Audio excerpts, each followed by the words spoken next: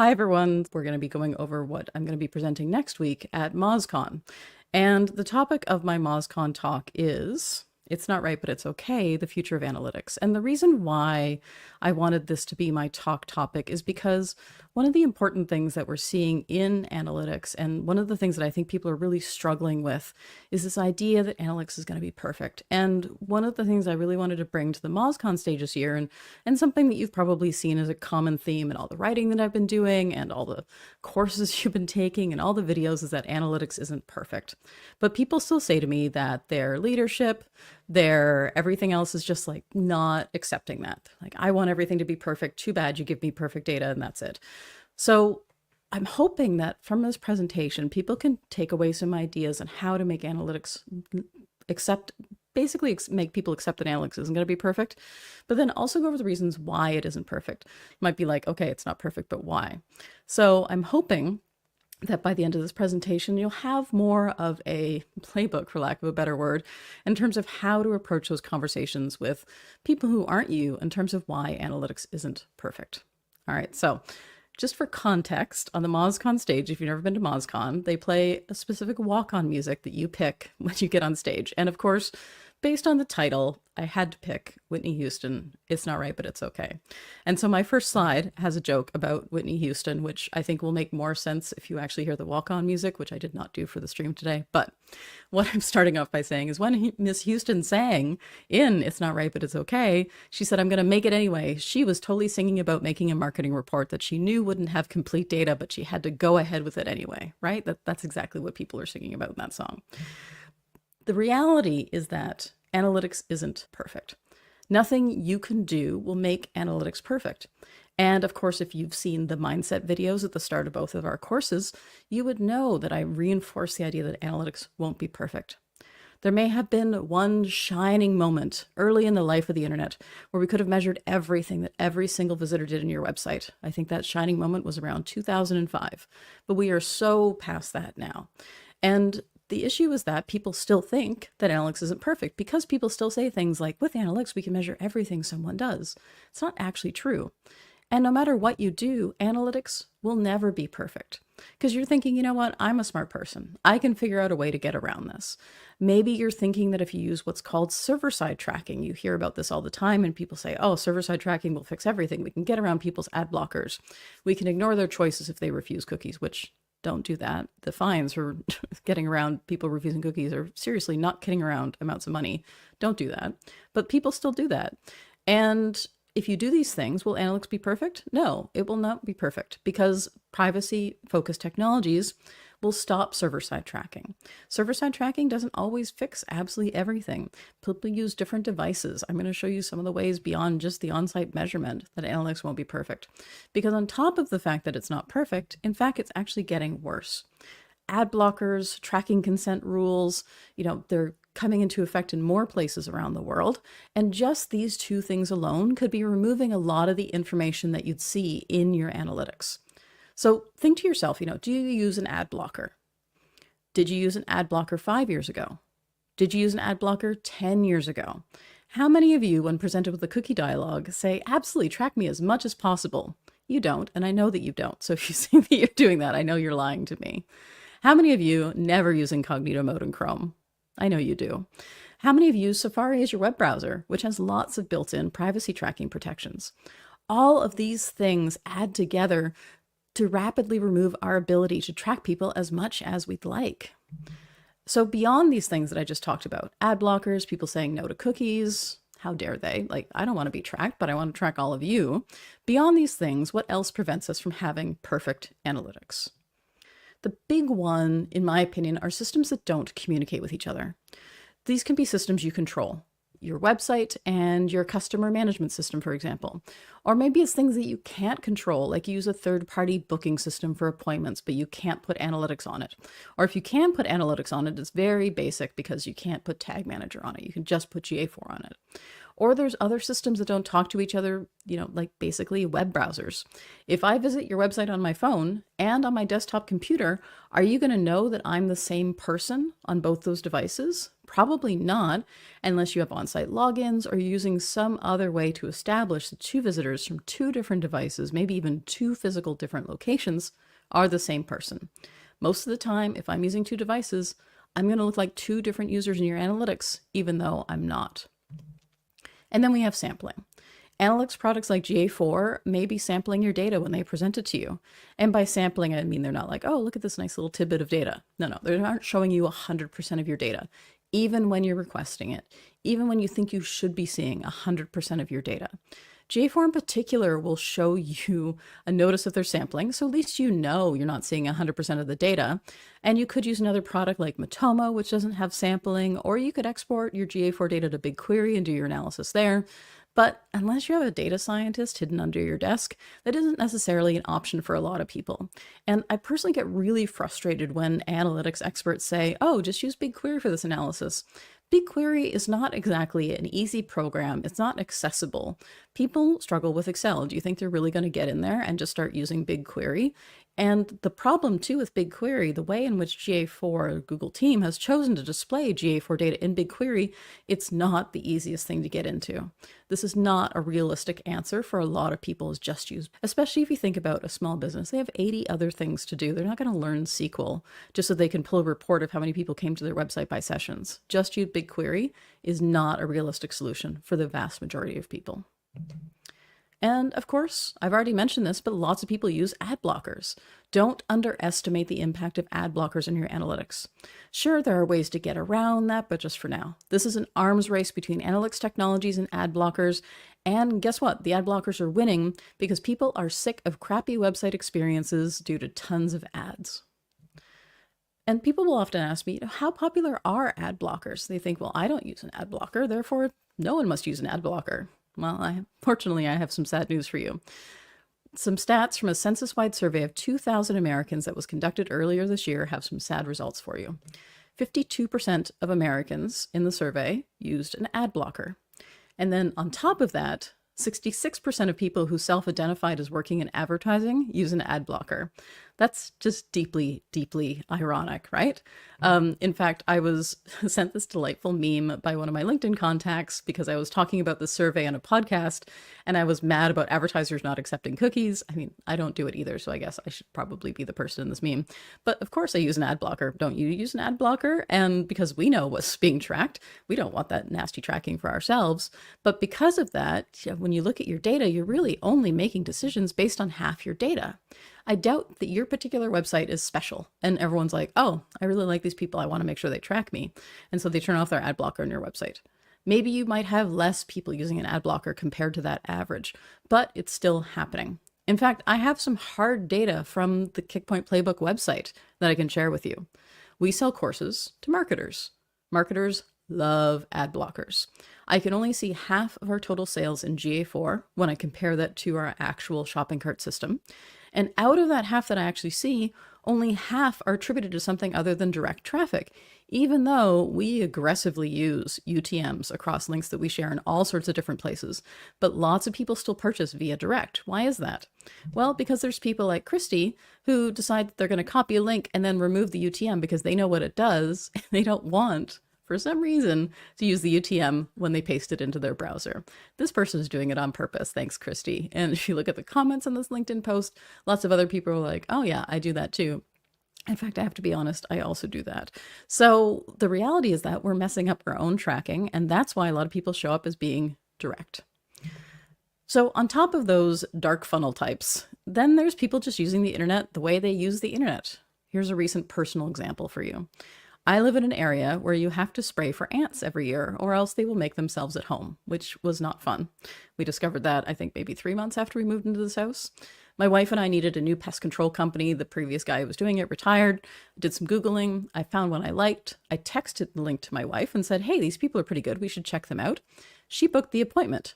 Sure, maybe you would have seen the impression show up in Google Search Console or, the really flaky Google Business Profile analytics. You would have seen that I engaged with the profile, but not the visit because I use an ad blocker And my wife tapped the link in the text message to book the appointment, which would have shown up as direct traffic when she actually called them through the website. I do see that they are using call tracking on the website, so at least they would have known that the call came in, but the call was via direct. She doesn't use an ad blocker.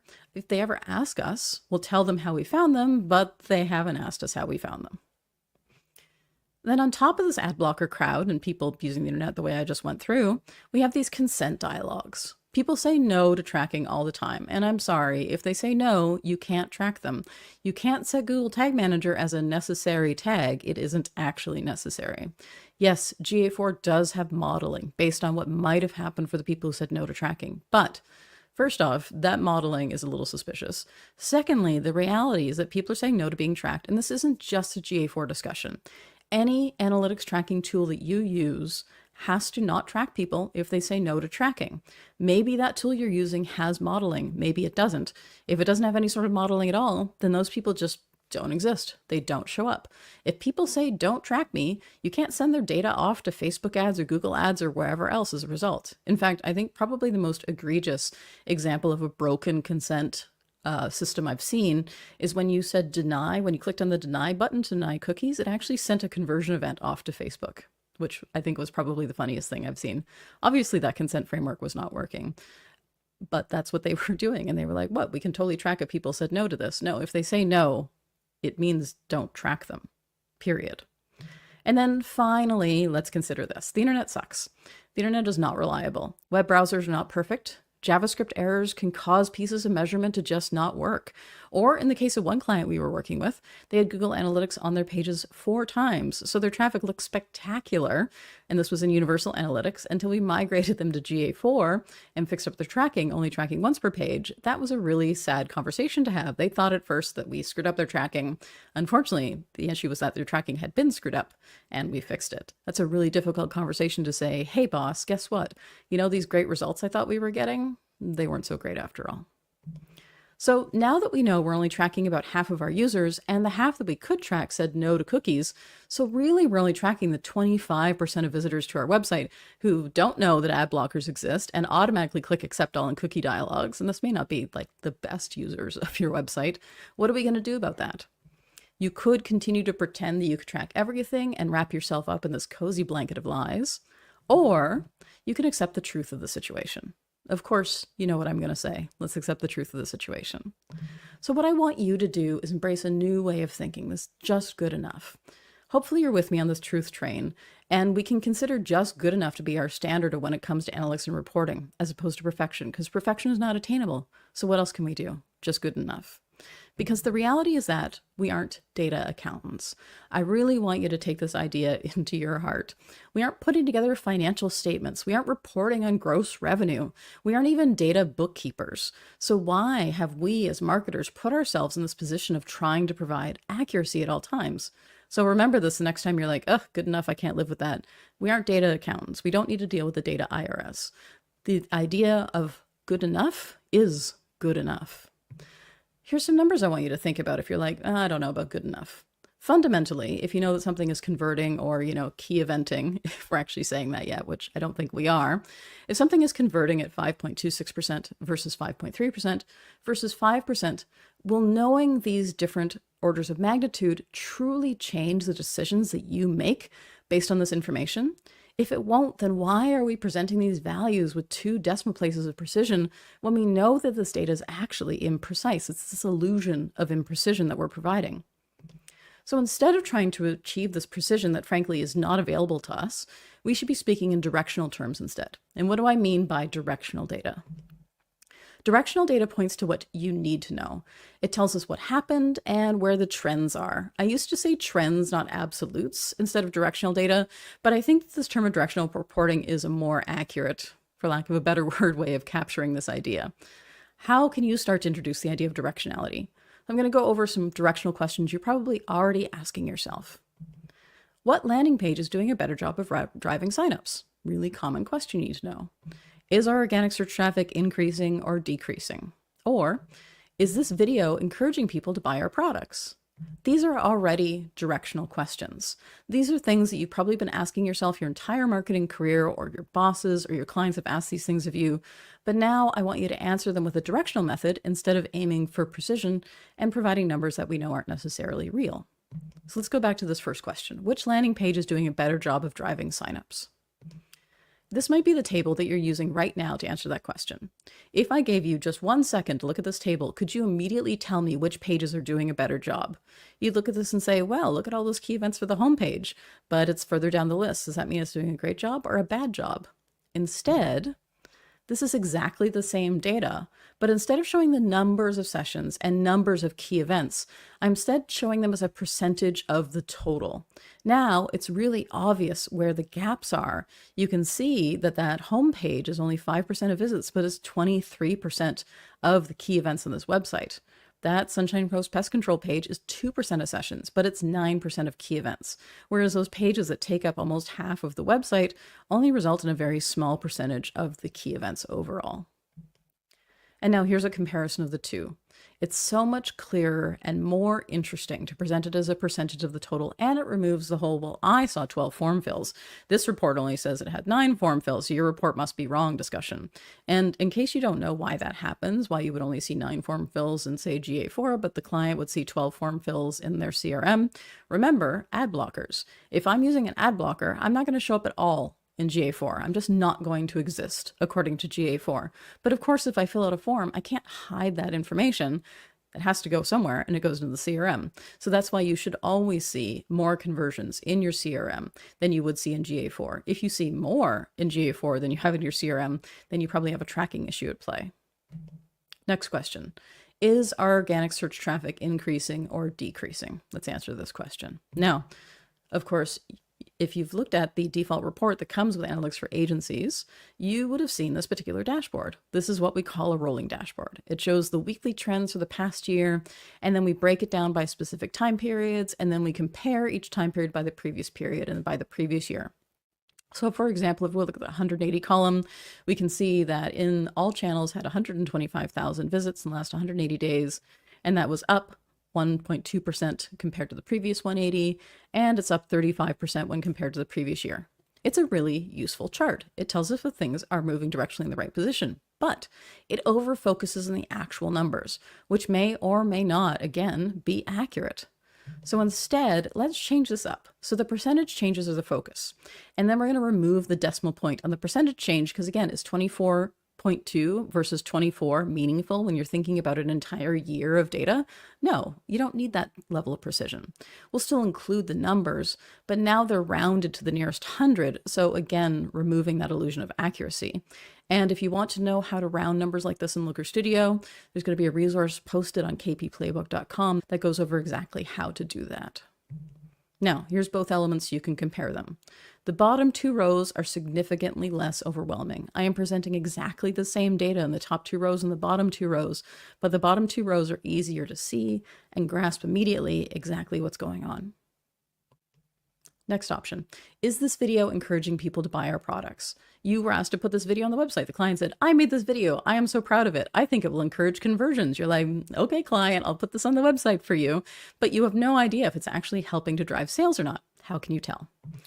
We've created 2 audiences in GA4, and you can do this as a segment and an exploration, or you can do this as an audience, or both. I have a positive audience of people who have at least started a video. This is including people when they have a video start event at some point in their sessions. And then a negative audience of people who have never looked at a video at all. Very simple audiences or segments to create. And then, similarly to the first example, this is reporting in Looker Studio, you might have a table that looks like this. Here's the people who watched the video. Here's the people who didn't watch the video. Here's how many sessions was in that audience. And then here's how many key events was in that audience. You can, of course, present the key events as a percentage as opposed to just a number.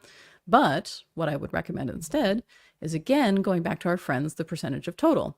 Now it's pretty obvious who the winner actually is. And now here's both options. So you can see how much clearer the second option is. Plus, tables are boring. Use graphical elements to make them more interesting and prove your point more easily. And of course, in these examples I'm showing you, I'm really trying to de-emphasize the actual numbers. But then the question is, how much data do you actually need in order to decide on a difference between those two values to be meaningful.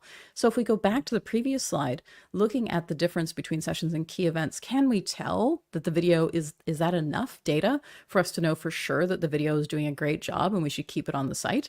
It looks pretty compelling, but is it? So I think you need to decide, when can you confidently say, yes, this is a winner, but still looking at things from a directional perspective. So for example, we work with a convention center and we started a new Google Ads campaign for that convention center for wedding bookings. It just so happened that the very first person who clicked on the ad also converted. At that point, do we take our 100% conversion rate and go home? No, of course not. So don't forget the need to look for actual statistical significance when looking at your data. And then in addition to changing up your reports, I want to introduce you to some new metrics. Effectiveness is a metric that I've started using quite a lot. I don't know if I made it up or not, or if I got it from someone else, I'm not sure. But in my definition, effectiveness is a measure of how good your marketing is at hitting goals. How many people saw your stuff? Then how many people ultimately did the thing you wanted them to do? You're skipping all the other funnel parts and just working with those two numbers, dividing them, and then there's your effectiveness. And you can pick whatever two metrics you want. The great thing about effectiveness is that it's very flexible. You decide what metrics are your inputs. One of the common ways we measure this is by looking at reach and conversions, as in the impressions that they might have had across multiple networks divided by how many people did the thing we wanted them to do. But the reality is you can plug any two numbers into this. They don't even have to be in the same data product. So let's look at the basic one that we do quite often. So impressions, let's see, this is a common effectiveness measurement. We're looking at the impressions that we have on ads, organic, and social. These are all the various places where people could have seen my client's stuff. Then, if this client has a physical store location or several physical store locations, let's add up all the individual transactions that they had both online and offline. And then for the effectiveness, it's the transactions divided by the impressions. This is their effectiveness. Because what I want to know is when we invest in new channels to get people seeing their stuff, do sales go up? And then you end up with a chart like this. If you add a trend line, it's easy to see how our effectiveness is changing over time. We can see, for example, that for this particular business, they're getting back on track after a slow winter, but they aren't quite at where they were this time last year. So what do we need to do to fix that? And what you're not seeing in this chart is that actually their overall impressions are actually up quite significantly, and their conversions also appear to be up quite significantly, but the percentage just isn't quite there. So what this is showing us is that, yeah, sales are up, yeah, impressions are up, but overall we aren't quite turning impressions into purchases at the same rate. So are we hitting diminishing returns, or has the client decided to invest in some billboards that maybe aren't, turning the right people into buyers on their products? Maybe they've decided investing in radio ads that are kind of sucky. These are the kinds of insights that you can get from an efficiency metric. And you don't just stick with what I showed you just now, impressions and sales. You can use effectiveness for other metric combinations as well. For example, what about seeing how effective your website is when it comes to different devices? For example, are people having a hard time with mobile? This is one chart you can use to get budget for redesign. It has exactly 0 numbers in it.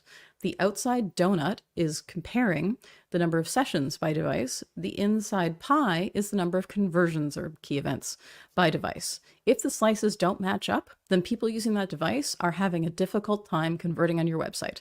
That's it. Anyone can see this and immediately understand what's going on. It's extremely accessible, it doesn't require technical know-how, and it easily demonstrates if your site is doing a good job or not when it comes to the people you can actually track. Again, 0 numbers, very effective. And effectiveness in general can help you get beyond attribution gaps. For example, let's take a look at something like, are your emails spurring action? Let's say you're Old Navy, and if you've ever subscribed to Old Navy's mailing list, you know they send out millions and millions and millions of emails every single day. Does the number of emails that you send correspond with your sales? Because it's not like people are going to see that email and then they're going to walk into a store and hold up their phone and say, I'm here because I got an email. Nobody does that. And they might not even use the coupons that you included, but they may still be spurred to purchase. Or maybe they're not. But a metric of effectiveness will help you know if those emails, you send more emails, do you get more purchases? That's the question you're asking. Here's another question you could ask yourself. Did those technical SEO fixes improve revenue? Let's say you're implementing technical SEO fixes on a website. Does revenue go up with the number of fixes that you implement? Your experience tells you that technical SEO fixes will drive more organic traffic as you solve the problems that the site has, and it should result in happier visitors who are more likely to purchase. Is that actually true? Did that actually happen? Or let's say you're working with a company and you've decided to publish a number of new posts focused on teaching people how to use the product, but also generally why this client's product is better, of course, than all those other pesky competitors out there. And as a result, are you seeing less churn, as in you're seeing less people decide not to continue paying for the product? Then you can take that further and say users who saw these specific posts are less likely to churn, but the top level metric compares the work that you did, that input, with that churn rate, that output. Now, where do you go from here? I've shown you some fun stuff today. And this is always the challenging thing about conferences is I can, I'm going to say stand up here. I can sit here and I can tell you about all these big ideas. But at some point, you're going to leave the cozy confines of this conference and you're going to go back to the real world. How are you going to be able to make these changes to your reporting? You're going to start small. Try changing one page of a report, or just remove a decimal place, or make something one decimal place instead of two decimal places, or round a number just a little bit. Just a baby step, but start to introduce the idea of directionality and efficiency and remove the idea of data accounting into the reports that you're delivering to your bosses, to your clients, to your team. Fundamentally, this does require a bit of rewiring on how we think about results. The transition from UA to GA4 really showed people how easy it is to have two different numbers with exactly the same inputs. I visit a website, UA says this, GA4 says this. Who's right? They're both right. And I think this is one of the reasons why people hate GA4 so much, is GA4 doesn't hide things as much as UA did when it comes to uncertainty. You see things that don't add up. You see things listed as not set. It makes you distrust the data, and honestly, we shouldn't have been trusting it anyway. So in addition to changing your own reports, you also need to get other people on board this train. Your boss, your clients, whoever else you report to. My approach is to present them with the facts. It's hard to hear that your data has never been accurate, not for years, but introduce the ideas of directionality and efficiency at the same time. Then you're not just taking away and saying this data sucks. You're saying this data sucks, but here's our solution for the future and how we're going to be changing our reporting to respond to these different market conditions. Because remember, this isn't getting better. The time to start on this process is right now. We're only going to get less and less precise data over time. Thinking about what's coming down the pipe, eventually, Google's going to get rid of third-party cookies at some point. Now, remember, that isn't necessarily going to impact your direct analytics because analytics is a first-party cookie, not a third-party cookie, but there's still going to be some knockdown effects from the removal of cookies. Privacy laws are continuing to be implemented around the world. At some point, a lot of people are going to say no to tracking. So what can you track instead? And the answer is directionality. Thanks so much for watching. If you have more questions or if this has brought up new ideas that you'd like to see me cover in future presentations, please feel free to reach out.